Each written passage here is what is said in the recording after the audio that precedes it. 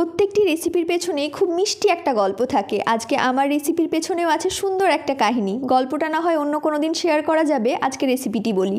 পেঁয়াজ আর কাঁচা লঙ্কা, তার সাথে আদা কুচিয়ে নিয়েছি, গাজর, বিনস, ক্যাপসিকাম মিহি করে কুচিয়ে নিয়েছি কয়েকটা কারি পাতা। 1 কাপ চিড়ে পরিষ্কার করে ধুয়ে জল ঝরানোর জন্য রেখে দিয়েছি যতক্ষণ এরকম ঝুরঝুরে হয়। প্যানে দিয়েছি সামান্য তেল, তার সাথে একটুখানি ঘি, কারি পাতা, সর্ষে ফোড়ন দিয়ে পেঁয়াজ, আদা, কাঁচা লঙ্কা কুচি দিয়ে কিছুক্ষণ ভাজা ভাজা করে দিয়েছি সমস্ত সবজি দিয়েও 1-1.5 মিনিট মতো হালকা সতে করে নিয়েছি। তারপর দিয়েছি চিড়ে দেওয়ার পর সবজির সাথে মিশিয়ে নিয়ে ওপর থেকে দিয়েছি সামান্য একটু হলুদ যাতে খুব সুন্দর কালার হয়। তারপরে দিয়েছি স্বাদমতো লবণ আর একটু চিনির পরিমাণটা বেশি দিয়েছি।